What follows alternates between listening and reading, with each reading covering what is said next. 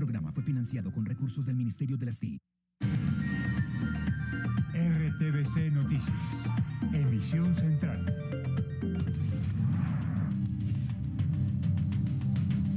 Bogotá nuevamente es víctima de un hecho de inseguridad. Un intercambio de disparos se registró en las últimas horas en el norte de la ciudad.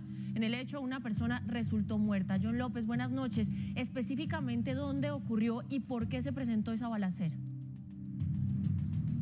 Daniela, muy buenas noches. Mire, el hecho ocurrió hacia las 4 de la tarde aquí sobre la calle 109 con carrera 17, cuando un grupo de delincuentes ingresó a ese restaurante que está al fondo. Ellos ingresaron con armas de fuego y comenzaron a despojar de sus pertenencias a los comensales que se encontraban en ese momento departiendo en compañía, algunos de ellos, de sus familias. Cuando los delincuentes comenzaron o intentaron huir del lugar ya para abandonar este sitio, fueron enfrentados por una escolta que se encontraba justo aquí en este sitio, y allí fue donde comenzó el intercambio de disparos que dejó como resultado la muerte de uno de los asaltantes. Según algunos testigos, otros 3 delincuentes lograron huir a bordo de 2 motocicletas en dirección al norte de la ciudad.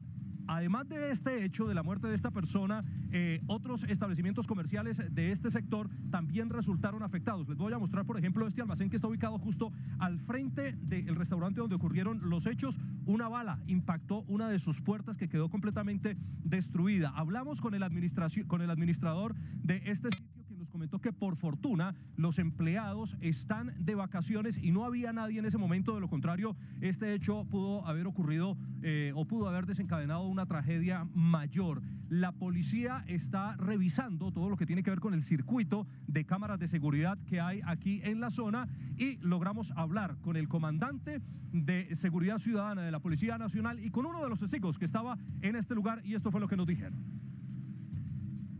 Cuando las personas o los bandidos tratan de huir, son agredidos por un ciudadano que le causó la muerte a una de las personas que había generado el hurto. El caso está en desarrollo, estamos haciendo seguimiento y monitoreo por cámaras de video. Yo estaba en el semáforo, ahí en el semáforo cuando vi que pasó el hombre en bolas de duro, y pues yo pensé que era un atraco. Pues yo escuché las detonaciones, pero hasta ahí nomás. Y de Bogotá a la capital de Caldas, atención, 4 personas resultaron heridas en un accidente de tránsito en pleno centro de Manizales. Un conductor se metió en una vía peatonal y ocasionó el grave incidente. El conductor trató de escapar y la gente enfurecida le destruyó el vehículo. Este es un reporte que nos envía Jairo Patiño. Los hechos ocurrieron aquí en pleno centro de Manizales, carrera 23, donde me encuentro, donde un conductor intentó cruzar por este sector dispuesto por las autoridades como vía peatonal por motivo de la feria de Manizales, y aquí atropelló a 3 personas. Por esta calle que está aquí cerca intentó huir y aquí atropelló a una persona más. Ahí fue donde ocurrió el hecho de orden público, donde algunos intentaron tomar justicia por mano propia y destruyeron el vehículo. Las autoridades le entregaron un reporte a RTBC Noticias sobre las personas lesionadas en este hecho de tránsito, que son los 4 heridos, que por suerte son personas que no revisten heridas de gravedad y fueron, sin embargo, atendidos en centros asistenciales aquí de la capital de Caldas. Es la información desde plena carrera 23, aquí en el centro de Manizales. Por ahora continúen ustedes, estamos conectados 24/7 también con las actividades de feria y con lo que ocurre aquí en la capital de Caldas. Madrugue para evitar el trancón. Autoridades de tránsito en alerta ante salida de viajeros del puente y el gran retorno tras las fiestas. Les tenemos un completo panorama. Este festivo habrá dispositivos especiales de movilidad en todas las carreteras del país. Policías en las vías tendrán apoyo desde el aire. Y tomen atenta nota, en esta emisión les explicamos cómo será el lunes festivo, el pico y placa regional para entrar a Bogotá. Y ojo, porque este martes comienza el nuevo pico y placa en la capital. La alcaldía siguió haciendo cambios. Un gran susto se llevaron los pasajeros de un bus que fue arrastrado por la creciente de una quebrada en norte de Santander. Información de interés para su bolsillo. Los arriendos para vivienda urbana subirán 13,12%. Hasta el 31 de enero es el plazo para que empleadores paguen intereses de cesantías. Una tonelada de marihuana en falso carro del IMPEC. Y no cesa la violencia contra las mujeres. Un cuerpo fue hallado enterrado en el patio de una casa en Galapa Atlántico. El gobierno dice que es inminente la liberación de 2 jóvenes designados como voceros de paz en Popayán. Un juez les había negado la salida de la cárcel. El presidente Gustavo Petro posesionó a 3 nuevos embajadores: Paraguay, Bélgica y Países Bajos. En noticias internacionales, Ovidio Guzmán es el hombre que tiene en jaque a México. Les contamos qué hay detrás de este hombre, hijo del Chapo. También les contamos cómo Ucrania celebra la Navidad para la Iglesia Ortodoxa. Y en deportes, la selección Colombia sub-20 se alista en Bogotá para el suramericano de la categoría. En cultura, a las fiestas de Manizales y de Pasto se unió el Carnaval de Río Sucio. Además, seguimos recordando charlas memorables con escritores. Hoy, Mario Mendoza.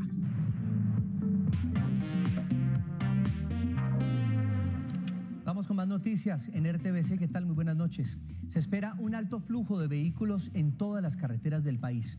El Ministerio de Transporte garantizó el buen mantenimiento vial que permitirá que la movilidad fluya. José Fernando, y sin embargo las autoridades advierten que le madruguen a los trancones que se puedan presentar y que antes de emprender viaje estén atentos a posibles restricciones y también medidas excepcionales en cada ciudad. Vamos a comenzar entonces este recorrido en el Centro de Monitoreo de la Policía. Allí está Juan Carlos Giraldo. Juan Carlos, ¿cómo están las salidas de Bogotá? Hola Daniela, televidentes, muy buenas noches. Efectivamente nos encontramos desde el Centro de Análisis Estadístico Vial de la Policía de Tránsito y Transporte, donde se está monitoreando toda la actividad de las vías nacionales, por donde se movilizarán este fin de semana más de 4.355.000 vehículos. En este momento vamos a mostrarles, por ejemplo, lo que sucede en el sector de Tropezón, municipio de Soacha, una de las entradas y salidas más congestionadas del país. Hay que decir que solamente en Cundinamarca se espera la movilidad de más de 1.100.000 vehículos, de ellos 622.000 en Bogotá. Y también vamos a recordarles las restricciones mientras les vamos a mostrar lo que sucede, por ejemplo, en el peaje de Chusacá en Cundinamarca. Las restricciones son para los vehículos de carga desde mañana 7 de enero a las 6 de la mañana y hasta las 3 de la tarde para vehículos de más de 3.4 toneladas. Lo mismo sucederá el domingo hasta las 11 de la noche. Vamos a ver, por ejemplo, lo que sucede en otra pantalla en Cundinamarca, en el puente de Cisga. En lo que se puede ver en general es total normalidad, un flujo de vehículos normal debido a las personas que ya han salido de sus lugares de residencia y que se encuentran disfrutando de estos días de descanso. Sin embargo, hay que recordar que en los próximos días pues también se inicia el plan Éxodo. Ahora vamos a ver lo que sucede, por ejemplo, en la vía Cundinamarca-Guaduas, Ruta del Sol, una vía que por lo general es congestionada. En este momento pues se puede ver un poco de tráfico, pero sin embargo el flujo de vehículos avanza con normalidad. Vamos a pedirle, por ejemplo, a nuestro camarógrafo que nos muestre la pantalla de arriba, la de Boyacá-Venta Quemada, que es la vía que conduce al llano. Aquí podemos ver también total normalidad en la vía, no hay congestión de vehículos.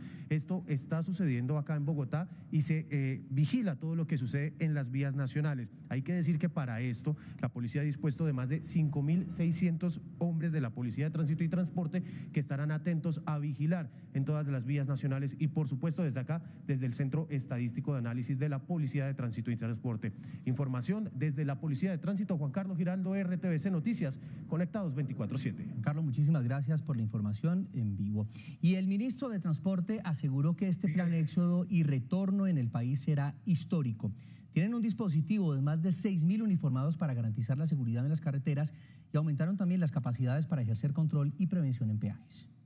Las condiciones están dadas para que salgamos a tiempo en este fin de semana de retorno a nuestros hogares, para hacerlo con responsabilidad, con paciencia, para hacerlo con prudencia. Las autoridades tienen una proyección de que para este puente de Reyes cerca de 4.335.000 vehículos circulen en todo el país. Solo en Bogotá y Cundinamarca se movilizarán más de 1.600.000. Los casi 6.000 hombres de nuestra Policía de Tránsito y Transporte y de la Policía General para atender todas y cada una de nuestras vías, no solo las que acceden en el retorno a Bogotá. Tendremos la actividad aérea con drones, con aviones y helicópteros que desarrollarán una actividad de seguimiento a las rutas, acompañamiento y prevención inicialmente. Dijo el ministro de Transporte que el dispositivo de seguridad este año será histórico. Tienen que sentirse tranquilos y convencidos de que el retorno a casa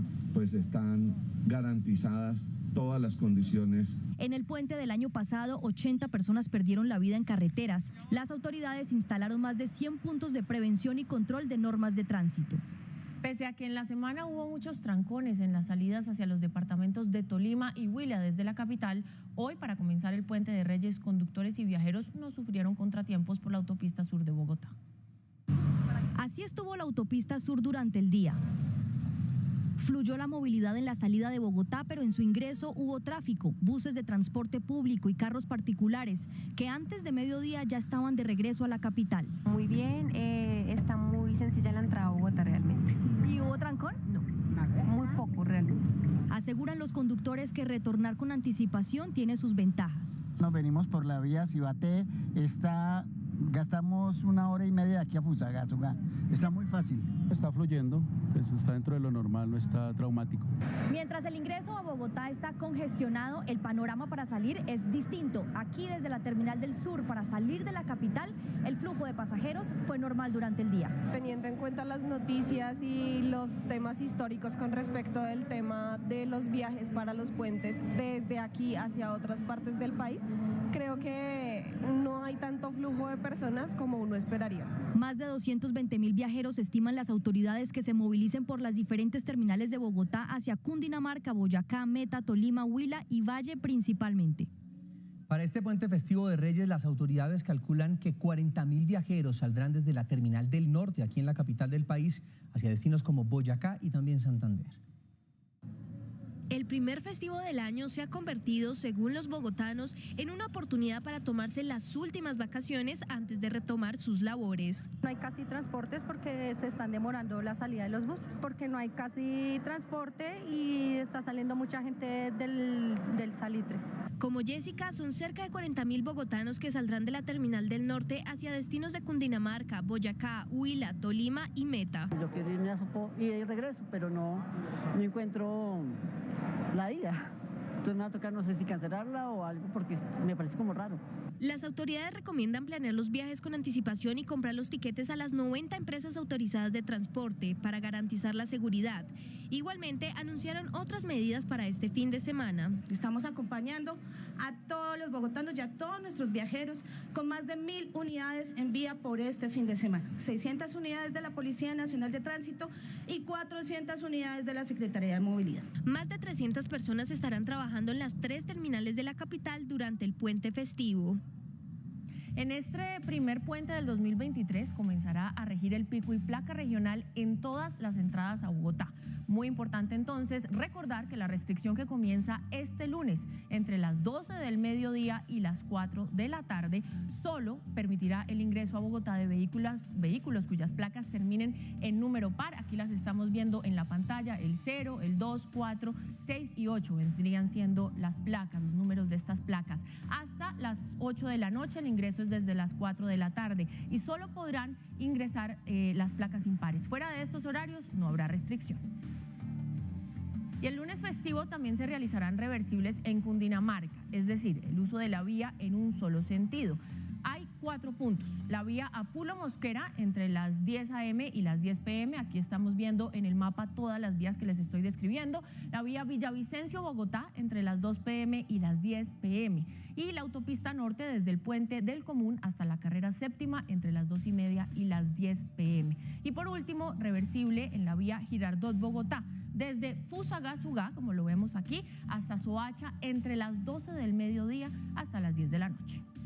Hay una medida que le agradecemos al Ministerio de Transporte, es que habrá prohibición total a la carga durante el día domingo y hasta el lunes, durante el día lunes y hasta el martes a la 1 de la mañana. Y desde la terminal Salitre se calcula que salgan de viaje 228.000 pasajeros. Las autoridades recordaron, por supuesto, tomar siempre el bus dentro de la terminal para así garantizar la seguridad. Acompañamos a los viajeros y así fue la jornada.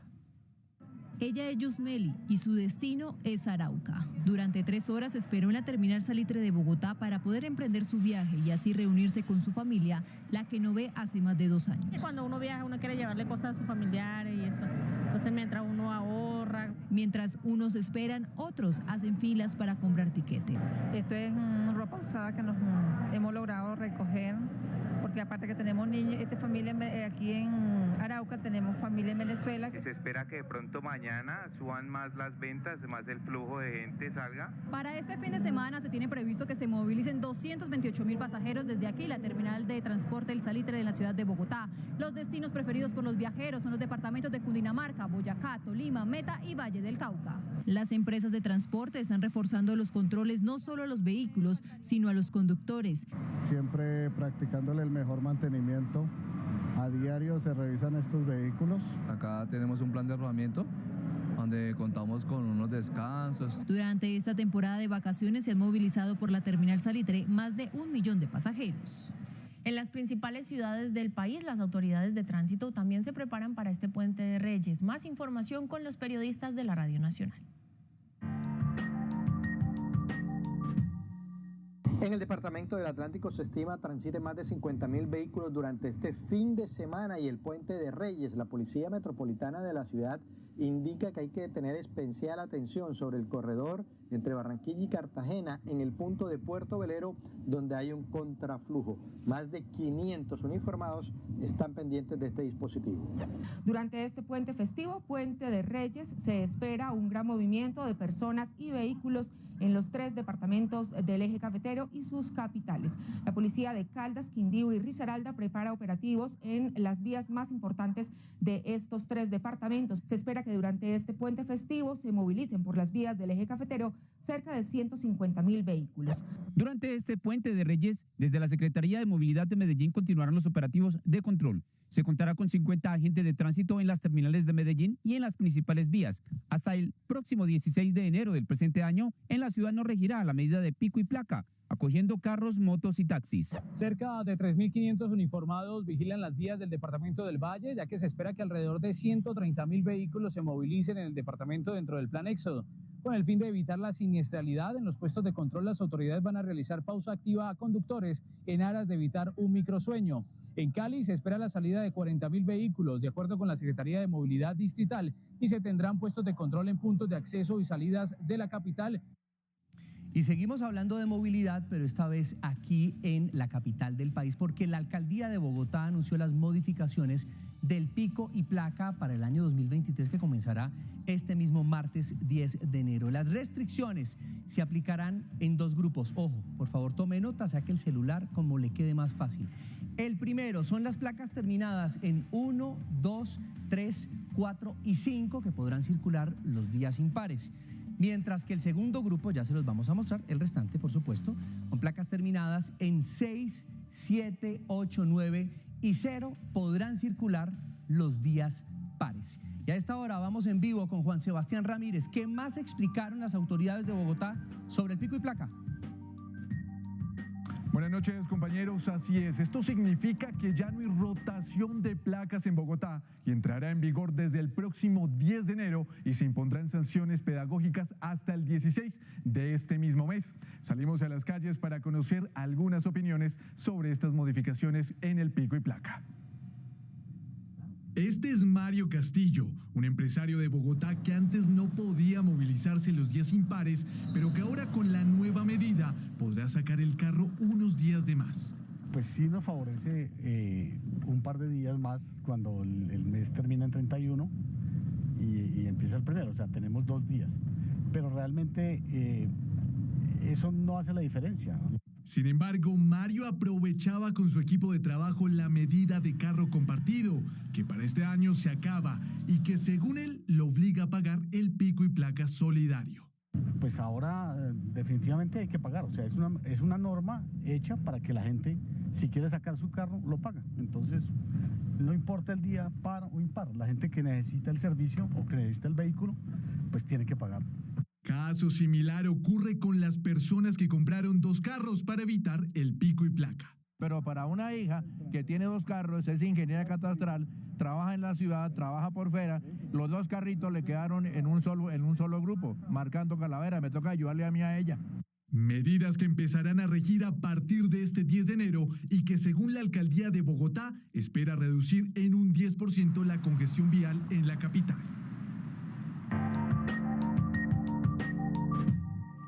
Un gran susto se llevaron los pasajeros de un bus que fue arrastrado por la creciente de una quebrada en la vía que comunica a El Tarra con Tibú, en norte de Santander. Por fortuna no hubo personas lesionadas. Antonio Pacheco, periodista de la Radio Nacional, tiene los detalles. Según lo informado por los líderes sociales, las fuertes lluvias de los últimos días en la región aumentaron el caudal de esta quebrada, lo que impide paso por este sector de la vía, poniendo en riesgo a conductores y pasajeros. Al parecer el conductor del bus previó que podía pasar por ese paso. La fuerza del caudal hizo que el bus se volteara, ¿no? Afortunadamente pues no hubo víctimas humanas, que lograron ser rescatados por la misma comunidad que vive ahí alrededor. También solicitaron a la firma contratista agilizar los diseños y la construcción de estos puentes, ya que son varios puntos sobre esta vía los que se encuentran en riesgo. Radio Nacional de Colombia y RTVC Noticias, conectados 24/7. En Palmira, Valle del Cauca, la policía encontró un carro gemeliado del IMPEC que fue abandonado con más de 1 tonelada de marihuana. Ahora las autoridades investigan a qué organización de narcotraficantes pertenece el cargamento. El vehículo de placas OCJ 854 fue abandonado esta madrugada en el corregimiento Bolo, en Palmira, Valle del Cauca. Venía haciendo seguimiento a una organización de narcotraficantes con asiento en el municipio de Puerto Tejada. Este vehículo le han transportado 1.101 kilos de marihuana. Este carro había sido gemeliado, pues contaba con las insignias del IMPEC. El verdadero vehículo está asignado a la cárcel de Jamundí, el cual se encontraba en dichas instalaciones. Este vehículo tenía como misión desplazar este alcaloide hasta la ciudad de Santa Marta, hacia el puerto. La Dirección de Antinarcóticos de la Policía ya adelanta las investigaciones para determinar los autores de este hecho. Una persona muerta y 2 más heridas dejó un intento de robo en un bus de servicio público en Soledad, Atlántico. El informe es de Rodolfo Rodríguez, periodista de la Radio Nacional. La situación se registró en un bus en el municipio de Soledad cuando 3 personas intentaron asaltarlo y en medio de eso un pasajero con un arma de fuego disparó contra uno de los presuntos delincuentes, quien falleció. Es de anotar que el occiso presentaba anotaciones judiciales por el delito de tráfico y porte de estupefacientes. En este momento, en conjunto con el Cuerpo Técnico de Investigación Judicial, se adelantan las investigaciones para el esclarecimiento de este hecho. En el caso, 2 pasajeros resultaron heridos, de acuerdo a la versión que tienen las autoridades, entre ellos un menor de edad. Radio Nacional de Colombia y RTVC Noticias, conectados 24/7. No cesa la violencia contra las mujeres. Un cuerpo fue hallado enterrado en el patio de una casa en Galapa, Atlántico. Las autoridades investigan el hecho. El hallazgo macabro sucedió en el patio de una vivienda del barrio Los Carruajes, en Galapa. Los restos son de Karen Lisbeth Guerra Hernández, quien fue reportada como desaparecida desde el 1 de enero. Son hechos que merecen todo el rechazo de la sociedad atlanticense, de la sociedad colombiana. El cuerpo presentó signos de violencia y, según los habitantes del sector, en la casa donde fueron encontrados los restos vivía su pareja sentimental. Exigimos un consejo de seguridad convocado por el gobierno del presidente Gustavo Petro y la vicepresidenta Francia Márquez. La víctima fue vista por última vez comprando comida rápida en un negocio del barrio junto a su pareja, quien continúa desaparecido. La Policía Nacional invita a la ciudadanía a denunciar cualquier hecho que afecte la tranquilidad y seguridad de los mismos. Las autoridades adelantan una investigación y buscan determinar si este hecho obedece a un caso de feminicidio. 2 niñas sufrieron quemaduras al hacer un experimento con alcohol sin la supervisión de adultos. El hecho sucedió en Medellín y Wilson Cartagena, periodista de la Radio Nacional, amplía la información. Los hechos ocurrieron en el barrio Belén de Medellín cuando las menores manipulaban alcohol con fuego, mezcla que ocasionó el incendio de un colchón. Autoridades de salud señalaron que las menores debieron ser trasladadas a un centro asistencial. El alcohol es un líquido inflamable, no se puede acercar al fuego. Ellas intentaron encender la botella y lo que hay es una explosión que genera las quemaduras de sus prendas de vestir. La situación llamó la atención de los vecinos del sector, quienes ante la emergencia auxiliaron a las menores y atendieron el accidente. Radio Nacional de Colombia y RTVC Noticias, conectados 24/7.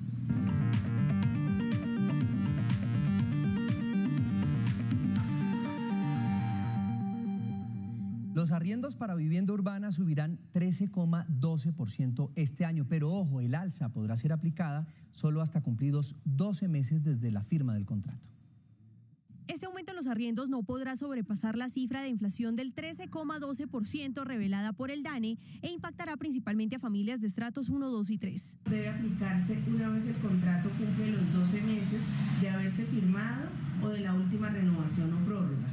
Este aumento es definido ilegal siempre y cuando no supere el 1% del valor comercial del inmueble o de la parte de él que se encuentre arrendada. En Colombia, cerca del 34% de las viviendas están alquiladas, según Fede Lonjas. Un ejemplo para entender el aumento es el siguiente. Si usted paga 1 millón de pesos por el arriendo de su vivienda y firmó el contrato el 1 de junio de 2022, empezará a pagar desde esa fecha, pero en 2023, 1.131.200 pesos. En el caso del pago de las cuotas de administración, el valor subirá según lo autorizado por la asamblea de cada copropiedad. Si los propietarios o arrendadores incrementan los cánones de arrendamiento por encima de lo que establece la ley, el arrendatario puede exigir que se aplique el canon que legalmente corresponde o en su defecto acudir a la autoridad competente en cada municipio para que se inicien los trámites sancionatorios respectivos. Recuerde que este reajuste no aplica para contratos de vivienda firmados antes de julio 10 del 2003 o en caso de alquiler de inmuebles para uso comercial como bodegas, consultorios u oficinas. A propósito del aumento en los arriendos, ya hay personas a las que el 2023 recibió con ese y otros ajustes.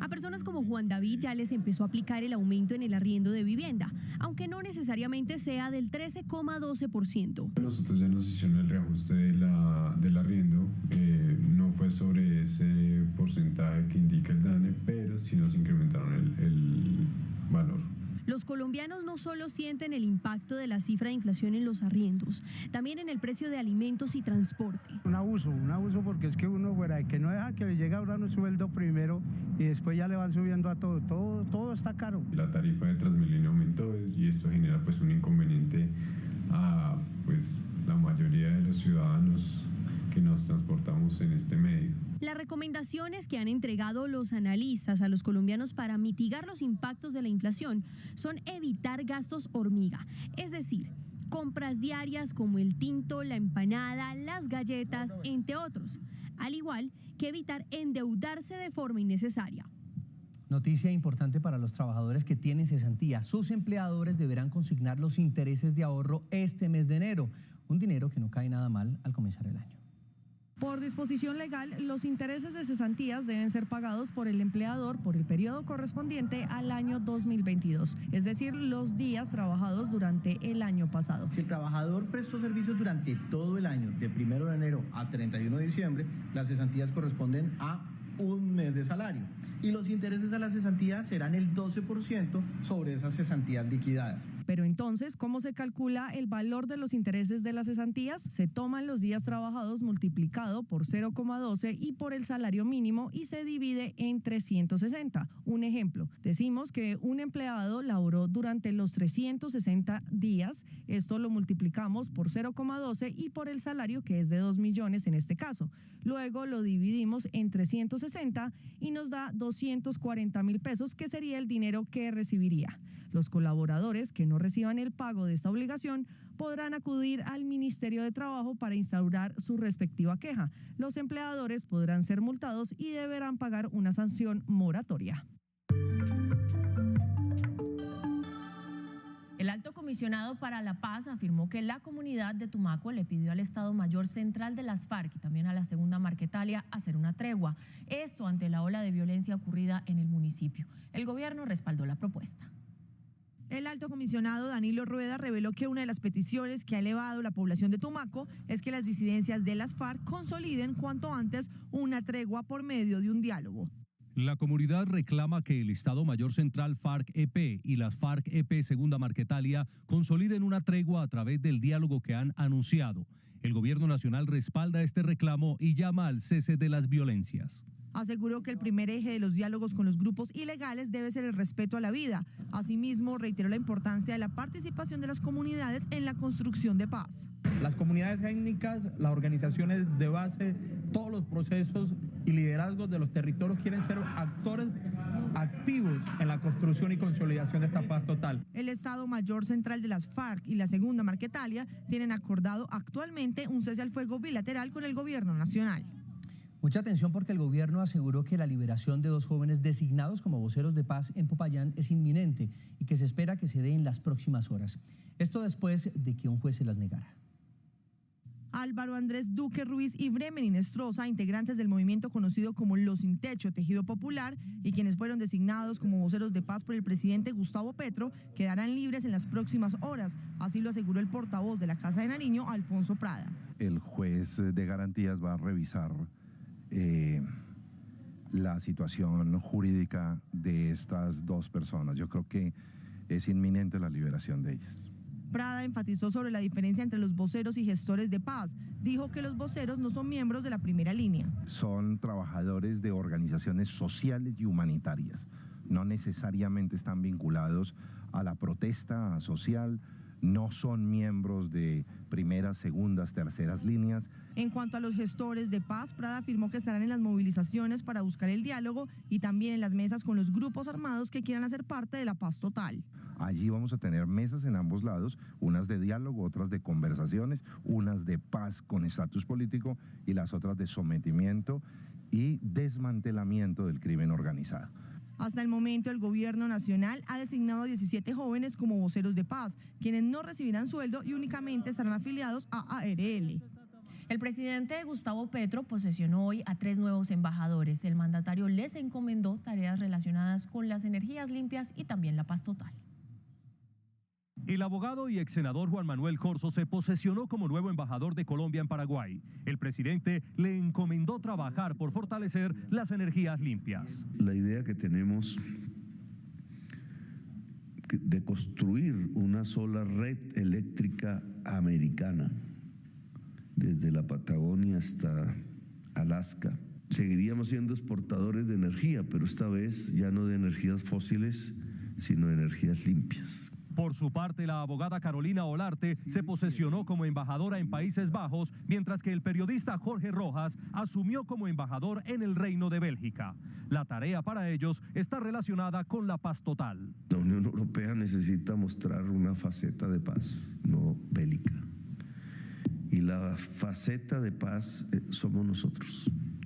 Somos nosotros los que estamos llevando mensajes de paz al mundo. El fortalecimiento de las relaciones bilaterales también hace parte de la labor de los nuevos embajadores. Ya se conoce la fecha de inicio de la agenda legislativa para el primer semestre de este año. Las labores en el Congreso estarán centradas en el Plan Nacional de Desarrollo y en las reformas propuestas por el Gobierno Nacional.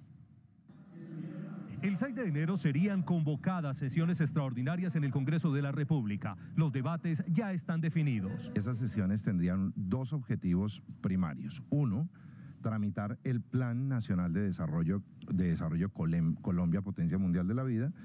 El segundo, tramitar la adición presupuestal. Las reformas también tendrán su espacio en el comienzo de la agenda legislativa. Es la reforma a la salud, que ha anunciado la ministra de Salud y el presidente de la República. El ministro del Interior también anunció la radicación de nuevas leyes para algunos ministerios. Vamos a presentar las leyes que además los ministros están trabajando. Le anuncio que va a haber por lo menos 4 leyes diferentes en el Ministerio de Transporte y por lo menos 2 leyes adicionales o 3 del Ministerio de Justicia que estamos elaborando. La reforma a las pensiones también podría comenzar su trámite en febrero.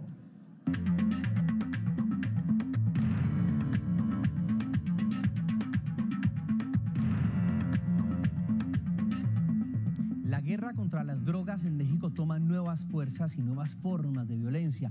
La captura del hijo del Chapo Guzmán le da un respiro al gobierno de ese país. Sin embargo, esto desencadenó la represalia del cartel contra ciudades de Sinaloa.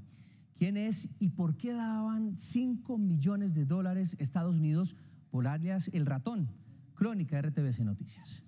Guzmán de apellido es Ovidio, su padre de niño le apodó El Ratón. Un jefe con mucho cerebro, hijo del Chapo, aquel señor. En pocas líneas de esta canción ya se puede tener un pequeño perfil de uno de los herederos del Chapo Guzmán. Se llama Ovidio, pero Ratón para su padre, de quien no se sabe con certeza si tuvo 10 o 23 hijos.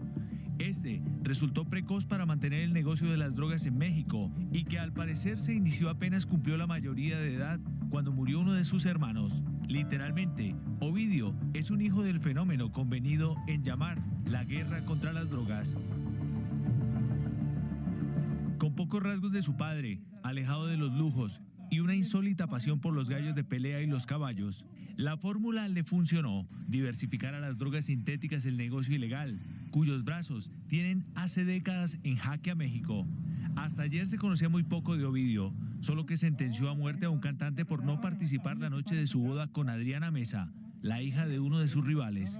Hasta la madrugada de ayer se refugiaba en una de sus 3 casas dignas de un jeque. Entonces, algo falló. Ya no quiero que haya desmadre. La amenaza de repetir lo ocurrido hace 3 años estremeció al mismo gobierno, que debió soltarlo para evitar una matanza en Culiacán esa vez. Pero México, su presidente y su aparato de guerra no permitirían otro fiasco. Capturado en la madrugada, fue enviado inmediatamente a la capital mexicana. Detuvieron a Ovidio N., presunto líder de la fracción Los Menores. Fue cuando Sinaloa quedó atrapada en un cerco. La reacción de las bandas delincuenciales se apoderaron de la ciudad. Debieron cerrarse los 3 aeropuertos de la zona y encerrar a miles de personas quienes quedaron en una guerra que no era de ellos. No fue una operación perfecta. 10 uniformados murieron entre la captura y las retaliaciones de las células del cartel. El norte de México vivió horas de terror, de amenaza y zozobra. Sonidos de fusil por todas partes, carros y camiones quemados o atravesados en la carretera. Algunos ecos todavía zumban en las calles. Miles de personas quedaron en un campo de batalla que no era para ellos. A pesar de la pequeña victoria, esta guerra a México le cuesta un poco más de su tranquilidad. Una ficha que costaba $5 millones según el gobierno de Estados Unidos, pero con un precio de sangre para los mexicanos. La encrucijada de un mal, el narcotráfico, que como hace 35 años en Colombia, fue capaz de poner al Estado de rodillas. Y continuamos dándole un vistazo a las noticias del mundo porque varias localidades de Ucrania reportan bombardeos a pesar del cese al fuego unilateral decretado por Rusia con motivo de la Navidad ortodoxa. El Papa Francisco pide que los combates finalicen y los ucranianos desconfían de las intenciones del Kremlin. Pensarla ajena a la sinfonía que la ha aturdido durante 317 días era imaginar una Ucrania antes que todo esto empezara, al menos en la sonoridad. Pero la hora cero en que las armas de Rusia se detendrían por solo día y medio, a dictado del mismo despacho en el que se ordenó la guerra, se percibía así. En parte, validando el sentir de a pie. Nunca puedes confiar en los rusos. Putin necesita este alto al fuego para reagruparse y comenzar una ofensiva.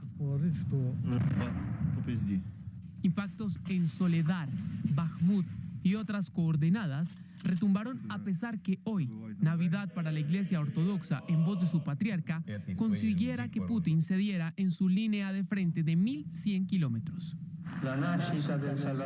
Que el nacimiento del Salvador infunda consuelo, esperanza e inspire pasos concretos que lleven al fin de los combates. Oremos por Ucrania y por la paz. Utopía o no, la simple idea de suspensión del fuego cruzado hace que en Roma, el mundo, pero sobre todo dentro, viví 2 guerras, en 1941 y 1942, y ahora en mi vejez hay guerra. Se observe con tanta atención la Ucrania que anhela su ayer.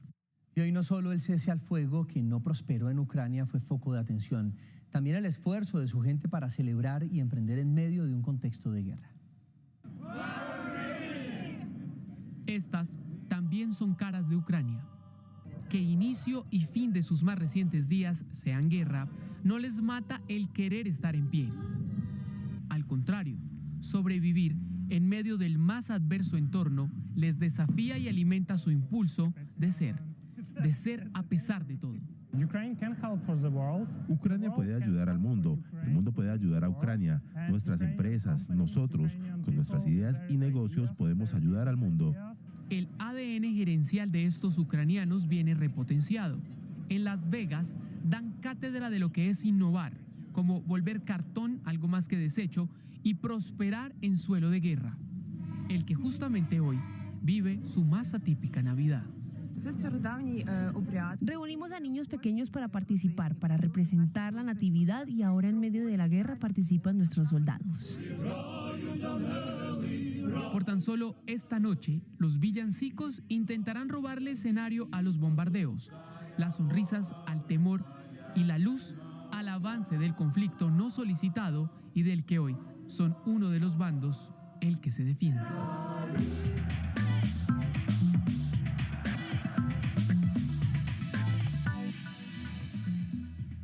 7:39, hablemos de deportes y de la selección Colombia sub-20 que se alistan en Bogotá para el suramericano que comienza en 2 semanas en la ciudad de Cali.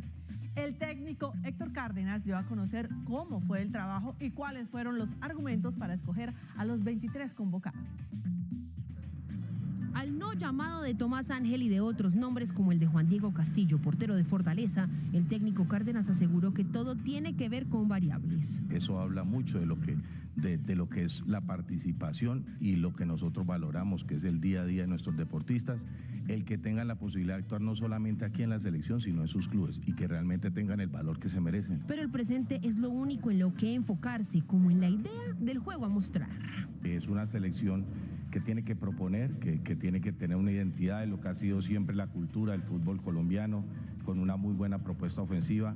También después de que intentamos iniciar el juego, de tener una buena progresión, una sucesión de pases. Jugadores polivalentes, rápidos y ordenados para que haya una perfecta armonía entre defensa y ataque.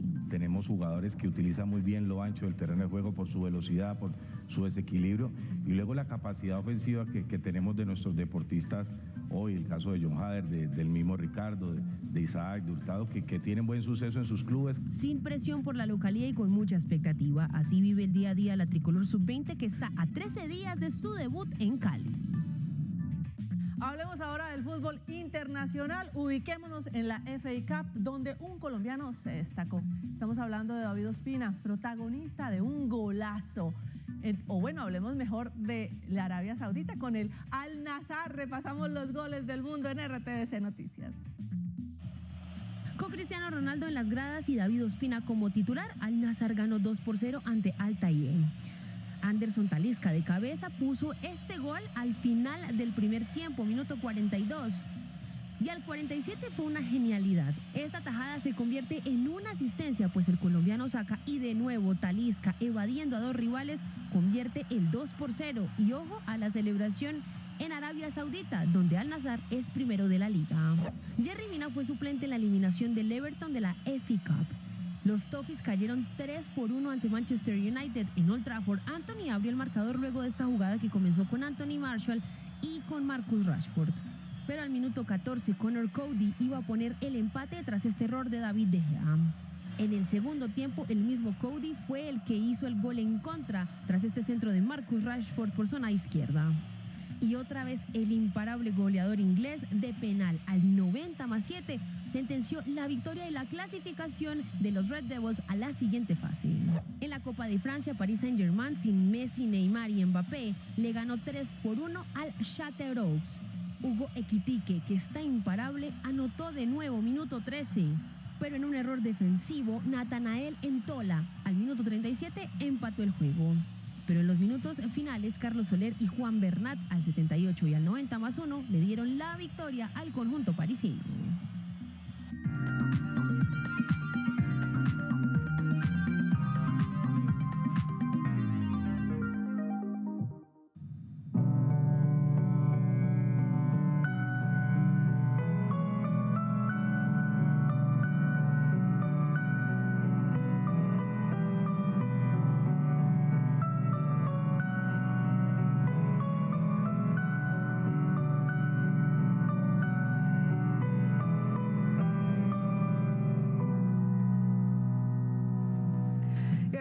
saludo con esto que hace parte del ballet El lago de los cisnes de Piotr Ilich Tchaikovsky, porque hoy vamos a hablar de un ballet, pero de un ballet colombiano, escrito en su momento por Antonio Escobar.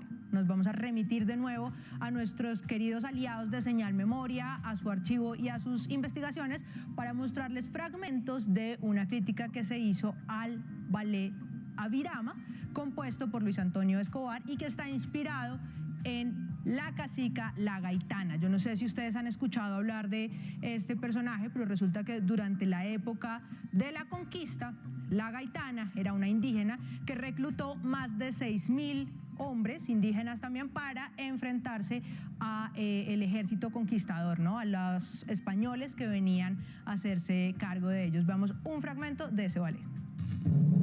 En evocación de la epopeya vivida por la cacica gaitana, cuya rebelión en Avirama, lugar situado en tierra adentro, alcanzó valores eternos en la historia de los pueblos que prefirieron desaparecer a perder su independencia. Los españoles a los que se estaba enfrentando la Gaitana y su ejército estaban convocados por Sebastián de Belalcázar y dirigidos por Pedro de Añasco. Resulta que al final, pues por supuesto ganaron los españoles y quemaron vivo al hijo de la Gaitana delante de ella. Otro fragmento de esa crítica a ese ballet que fue estrenado en el Teatro Colón. La presentación de este original ballet en el Teatro Colón revistió caracteres de acontecimiento en los círculos artísticos del país. Luego, por supuesto, la cacica, como buena madre, quiso vengar la muerte de su hijo, porque era un dolor inmenso para ella, y capturó a Pedro de Añasco. Dice la historia que le sacó los ojos, le atravesó la garganta con un lazo y lo paseó por todo el pueblo y finalmente lo descuartizó y le entregó pedacitos a cada uno de los indígenas de la tribu para que se alimentaran con eso. Por eso es que muchas de las crónicas de la conquista que ustedes encuentran muestran a la Gaitana como una hechicera caníbal. Veamos otro fragmento de ese ballet Avirama.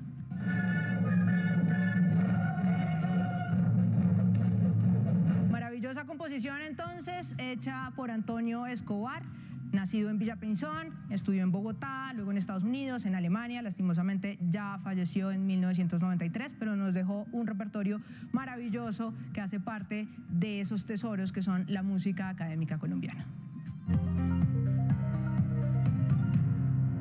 En 4.885 pesos cerró el precio del dólar con una caída de 104 pesos con 24 centavos. La libra de café colombiano se cotizó en la Bolsa de Valores de Nueva York a $1.58, mientras que el precio interno de la carga de café bajó 57.000 pesos y llegó a 1.885.000. Los propietarios de más de 1.123.000 vehículos usados realizaron trámites de traspaso en 2022 con una caída del 1% según cifras del RUND. La expectativa para el 2023 es que esta cifra sea de 1 millón, manteniendo la tendencia a la baja.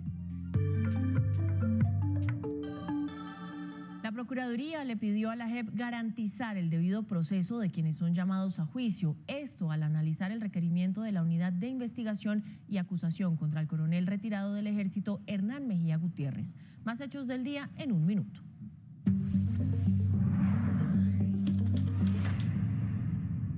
En Bogotá fue capturado con fines de extradición Guillermo Alejandro Castillo Aguilar, quien es solicitado por Estados Unidos por el asesinato de un compañero cuando prestaba el servicio militar. Las autoridades en el Valle del Cauca ofrecieron recompensa por información sobre los responsables de los hechos violentos contra los transportadores en Tuluá, donde 5 buses fueron quemados. Tenemos ese compromiso de apoyar a la ciudadanía y a la institucionalidad. Por eso el gobierno municipal de la gente para la gente ha colocado una bolsa de recompensa hasta por 30 millones de pesos. Fueron capturadas 8 personas quienes supuestamente robaron más de 1.000 millones de pesos por medios informáticos. De acuerdo con el ente investigador, este grupo delincuencial sería el responsable, al parecer, de más de 80 casos de fraudes con tarjetas de crédito. Esta camioneta nos para enfrente. En Jamundí, Valle del Cauca, denunciaron al conductor de este vehículo que intentó embestir a más de 40 patinadores, entre ellos 5 competidores mundiales que hacían ruta en bicicleta.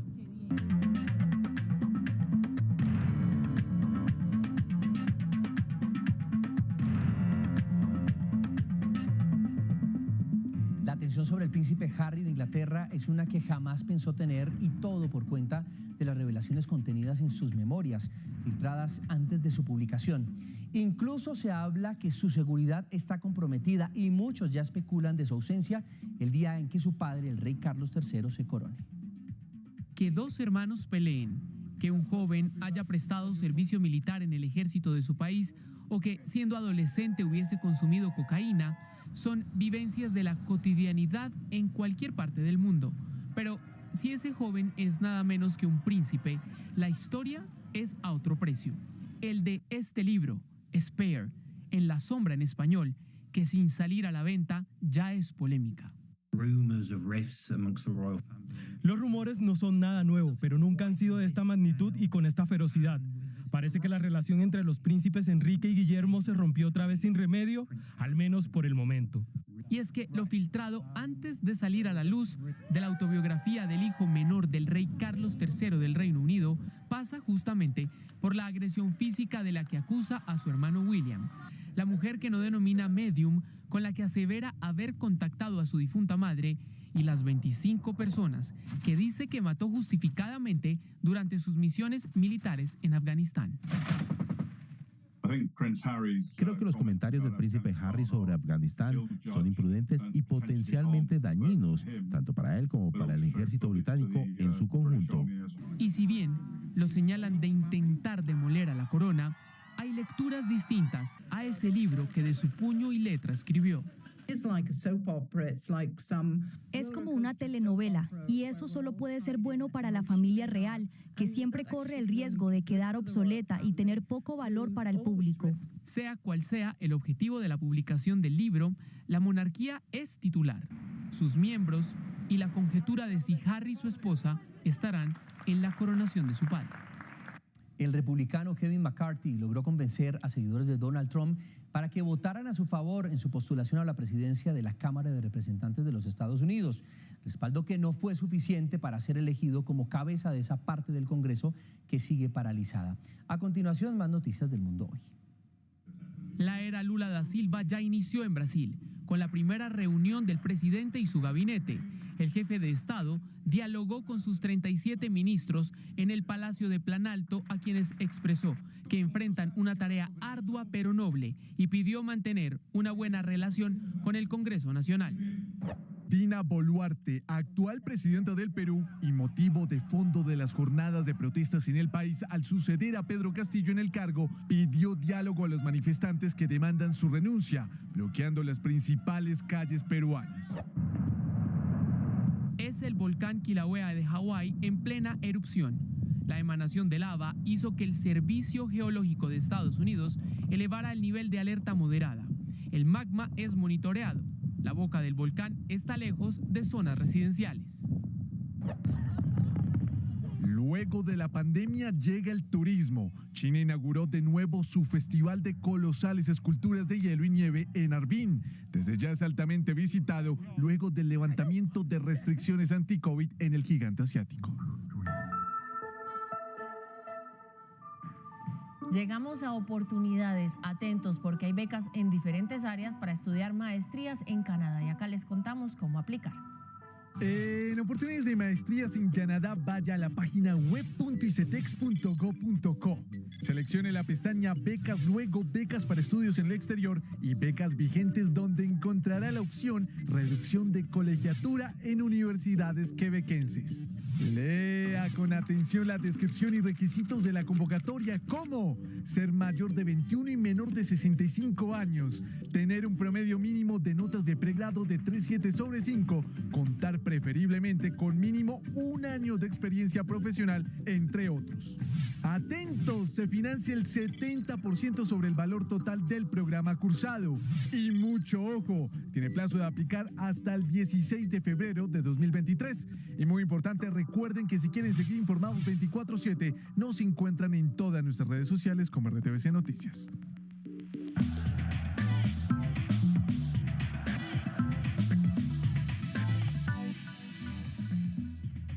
Como todos los viernes en RTVC Noticias les traemos los videos de la semana para disfrutar, reírnos y aprender. Así que vamos con el primero porque por supuesto teníamos que repetir a David Ospina. ¿Ustedes cuánto creen, José Fernando? ¿Cuántas son las posibilidades de que un arquero haga esto. Pase, gol. Golazo, además. Espectacular. Muy pocos guardametas han hecho eso, por eso, mire. Por eso es. Por supuesto, su equipo lo decía, y hasta Cristiano Ronaldo. Muy bien. Oye, Cristiano Ronaldo, atención, ya hay 8 extranjeros, Cristiano Ronaldo sería el 9º, es decir, que un extranjero, chao del Al-Nassr, para que pueda estar. Y ahora vámonos con Memo Ochoa. ¿Cuántos años creen que tienen? Memo Ochoa. 37 años. Y está debutando en la Serie A de Italia. Y además les cuento qué pasa con esto. 7 atajadas en el partido, sin lugar a dudas hizo parte del 11 ideal. Ahora vámonos con Anthony Dos Santos, señores, y de esta manera demuestra por qué es uno de los desembolsos más costosos que ha hecho el Manchester United, con 95 millones de euros por debajo de Pogba, que fue de 105 millones de euros. Y de esta manera, con esto de la NBA en solo 4 segundos, señores. Wow. De esta manera se gana. Ese es uno de mis sueños, poder estar en uno de esos partidos de la NBA. A disfrutarlo ustedes el fin de semana. Hasta acá la información deportiva. Tradicionales fiestas que se celebran a comienzo de año en el país. El aroma a café se intensifica en Manizales al compás de su feria. En su quinto día contó con diferentes actividades culturales en varios puntos de la ciudad. Uno de los eventos que más llamó la atención fue el recorrido en carritos de balineras. Y la noche finaliza al ritmo de música tropical con Macana, Fusión Pacífica, Bonnie Cepeda, entre otros artistas. Después de 4 años de no realizarse a Río Sucio, Caldas vuelve el Carnaval del Diablo, una de las fiestas más coloridas del país. Hoy los niños fueron los protagonistas quienes tuvieron su tradicional desfile de cuadrilla. También se llevaron a cabo las presentaciones respectivas en las casas que participan en este Carnaval 2023. Y Pasto vive su Día de Blancos, pues hoy llega a su final el Carnaval de Blancos y Negros con la muestra cultural y artística de artesanos que estuvieron por la senda con murgas, comparsas y majestuosas carrozas.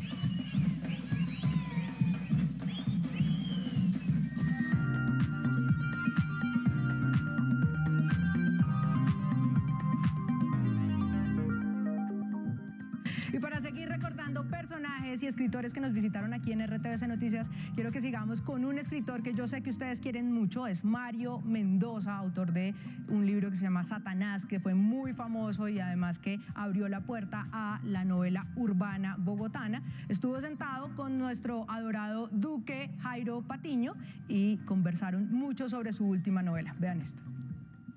¿Cómo se resiste leyendo? O sea, ¿de qué manera uno responde al título que lleva el libro, que es leer es resistir? Jairo, yo creo que el establecimiento es demasiado opresivo.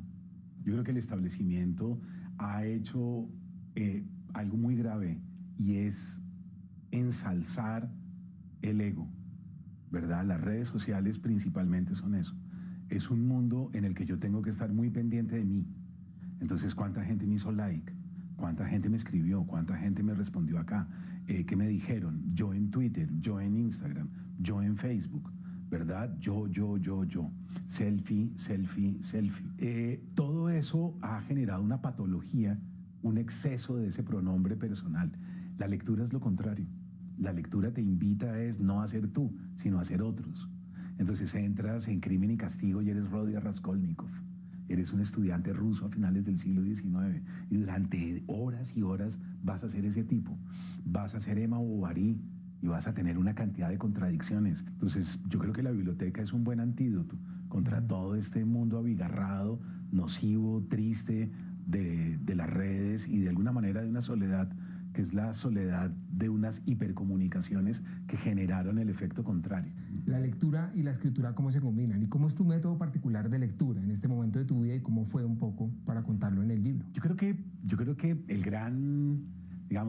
la gran sugerencia que está en el libro para mí es no acartonarse, ¿verdad? Porque hay un acartonamiento del canon. Y la academia, tú y yo que hemos pasado por academia de literatura dura, manda mensajes a veces muy pedantes, muy engreídos y muy acartonados con respecto a lo que es leer, ¿no? Entonces termina siendo el canon algo aparentemente muy sofisticado, aparentemente para una élite intelectual, y en el fondo de eso no hay sino una pose. Siento que hay unas cuentas que, no es la primera vez que lo dices, pero unas cuentas que quieres dejar ahí por escrito con Satanás, por ejemplo. ¿Qué es lo que le molesta a los académicos de Satanás? ¿O les molestaba? Porque ya no sé qué ni siquiera si les sigue molestando. Yo creo que les molesta en términos generales. Mi obra, en términos macro, les sigue disgustando un poco por eso mismo, porque no hay pose, porque yo no tengo un acartonamiento, yo no hice élite, ¿no? Y yo de alguna manera soy un renegado. Entonces, yo creo que para ser creativo tienes que quitarte todo eso, para ser verdaderamente creativo. Y yo he pasado por novela juvenil, lo cual no da prestigio. O sea, si tú vas a hacer camino al Nobel y quieres hacer una carrera seria de intelectual con mayúscula, no haces literatura juvenil o literatura infantil. Yo he hecho cómic, que no da prestigio. Si vas camino al Nobel, no haces cómic, no haces novela gráfica, ¿verdad? He hecho cosas que yo creo que les disgusta mucho. He escrito libros que también van en contra. Paranormal Colombia es un libro que a un intelectual de cepa, digamos, no le gustaría jamás. Y he jugado, y he ido, y he venido, y he explorado, y he experimentado. Y yo creo que eso es lo que verdaderamente es creativo. En cambio, quedarte con el acartonamiento y con la pose, me parece que es muy peligroso y es lo que ha generado a veces una literatura un poco repetitiva. Importante saber qué piensas de esa novela, de ese trabajo que tanto te costó, y ahí está ese testimonio. ¿Hoy qué es Satanás, Mario Mendoza? Yo hoy lo veo como, digamos, yo lo valioso que veo hoy en el texto es que no había no se había catalogado bien el asesino itinerante. No se sabía muy bien qué era un asesino relámpago, qué era un spree killer en el momento en que yo di las puntadas finales de la novela. Entonces, yo creo que la novela da las claves de cómo es la psicología de un individuo, de un lobo solitario, que lentamente, poco a poco, va acumulando razones y acumulando razones hasta que se convierte en un asesino relámpago. Yo creo que la novela tiene quizás ese mérito. Gran escritor Mario Mendoza. Hasta aquí llega nuestra emisión central. José Fernando, como siempre, los invitamos a seguir conectados a través de nuestras redes sociales. Y los invitamos a que lleguen bien a sus casas en este plan retorno, que tengan un feliz fin de semana, puente festivo, por supuesto, a cuidarse y a cuidar a los suyos. Que tengan una feliz noche.